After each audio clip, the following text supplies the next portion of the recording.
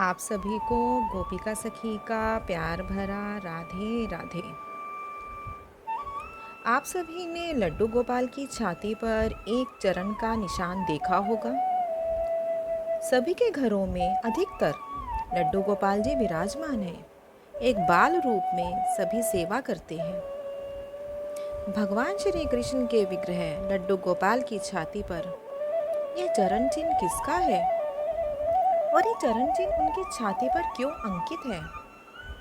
अवश्य ही आपने लड्डू गोपाल जी को जब स्नान करवाया होगा, देखा होगा और मन में विचार भी अवश्य ही आया होगा। यह चिन्ह भगवान श्री कृष्ण के बाल स्वरूप लड्डू गोपाल और युगल स्वरूप सभी में चिन्हित होता है।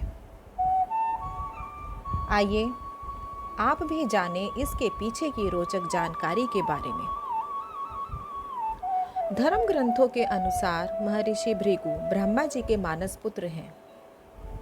उनकी पत्नी का नाम ख्याति था, जो दक्ष की पुत्री हैं। महर्षि भृगु सप्तऋषि मंडल के एक ऋषि हैं। सावन और भाद्रपद में वे भगवान सूर्य के रथ पर सवार रहते हैं। एक बार सरस्वती नदी के तट पर ऋषि मुनि एकत्रित होकर इस विषय पर चर्चा कर रहे थे कि ब्रह्मा जी, शिव जी और श्री विष्णु में सबसे बड़े और श्रेष्ठ कौन है। इसका कोई निष्कर्ष न निकलता देख उन्होंने त्रिदेवों की परीक्षा लेने का निश्चय किया और ब्रह्मा जी के मानस पुत्र महर्षि भृगु को इस कार्य के लिए नियुक्त किया गया। महर्षि भृगु सबसे पहले ब्रह्मा जी के पास गए। उन्होंने ना तो प्रणाम किया और ना ही उनकी स्तुति की। उनको लगा ये मेरे पिताजी हैं। यह देख ब्रह्मा जी क्रोधित हो गए।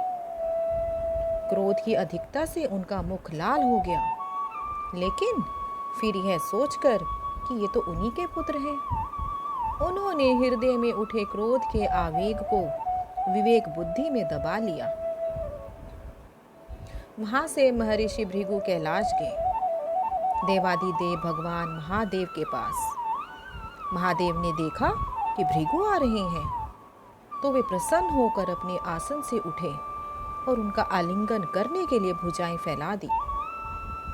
किंतु उनकी परीक्षा लेने के लिए भृगु मुनि उनका आलिंगन अस्वीकार करते हुए बोले, महादेव, आप सदा वेदों और धर्म की मर्यादा का उल्लंघन करते हैं।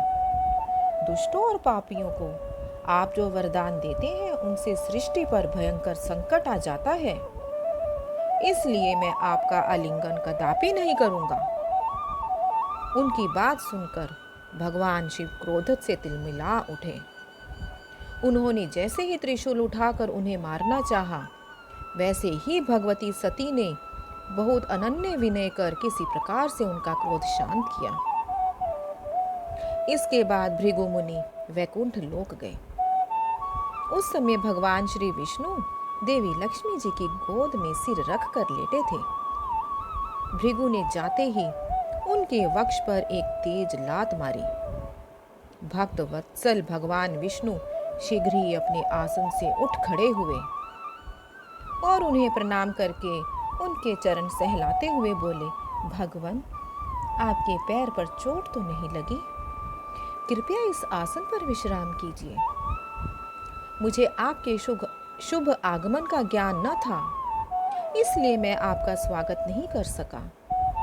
आपके चरणों का स्पर्श तीर्थों को पवित्र करने वाला है। आपके चरणों के स्पर्श से आज मैं धन्य हो गया। भगवान विष्णु का यह प्रेम व्यवहार देखकर महर्षि भृगु की आंखों से आंसू बहने लगे। उसके बाद वे ऋषि मुनियों के पास लौट आए और ब्रह्मा जी, शिव जी और श्री विष्णु के यहाँ के सभी अनुभव विस्तार से कह बताया। उनके अनुभव सुनकर सभी ऋषि मुनि बड़े हैरान हुए और उनके सभी संदेह दूर हो गए। तभी से वे भगवान विष्णु को सर्वश्रेष्ठ मानकर उनकी पूजा अर्चना करने लगे।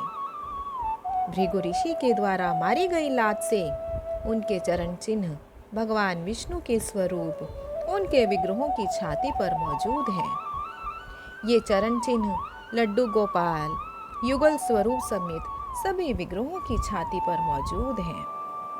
सबको राधे राधे।